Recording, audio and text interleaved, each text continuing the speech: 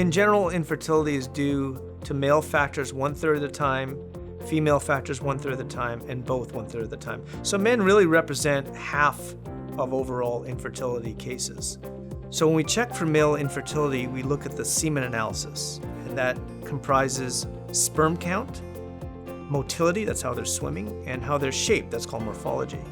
If a man has a normal semen analysis, he's probably fertile, but not in all cases. My advice to most men is to live a healthy life, meaning eat a normal diet, stay within ideal body weight, be moderate in alcohol intake, not smoke, and not surround the genital area with prolonged heat exposure. Use of a male formula vitamin with high amounts of antioxidants are also very helpful in maintaining sperm health. One of the biggest no-nos, though, is testosterone. Testosterone is basically a contraceptive. If a man takes testosterone, he's wiping out his sperm. And unfortunately, that's not commonly known. So all men with a significantly abnormal semen analysis really should have an evaluation by a urologist to make sure that they don't have other health issues that need to be treated. Some of those causes can be quite serious, such as genetic problems, tumors, endocrine or hormonal problems. For men who have moderate to fair abnormalities on their semen analysis, we can improve their chances by doing intrauterine insemination. It's called IUI, also known as artificial insemination.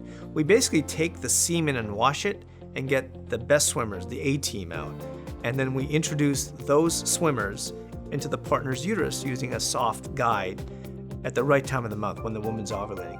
When men have very severe semen analysis abnormalities, such as very low count or very low motility, we can actually take the sperm and inject it directly into the egg. It's called intracytoplasmic sperm injection, which is known as ICSI, and as a result, many men have become fathers because of this revolutionary procedure. It's safe and very effective at fertilizing eggs. Men who've had a vasectomy and want to have more children can either have a vasectomy reversal or have the sperm harvested directly from the testicle or the holding tank near the testicle called the epididymis. And that's because a vasectomy is a procedure where the ejaculatory duct is blocked surgically, but sperm is still being made in the testicle and stored in the epididymis.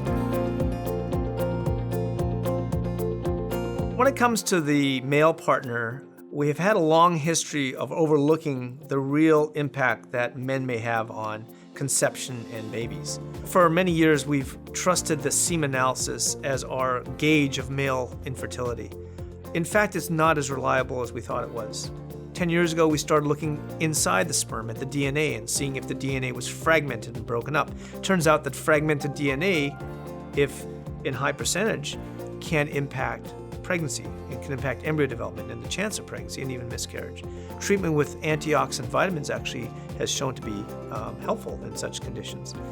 More recently is the exciting area of epigenetics, a phenomenon where men, through their lifestyle and medical condition, put molecules on the DNA of sperm.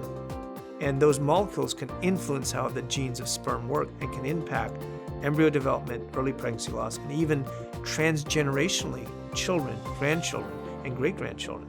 So what a man eats, his medical conditions, his lifestyle choices really can impact the outcome of a pregnancy, now and for future generations. So we're now opening up this very exciting era in understanding male fertility, and I think we're going to improve the outcomes of pregnancy by improving our assessment of sperm and modifying that man's health as it comes to sperm.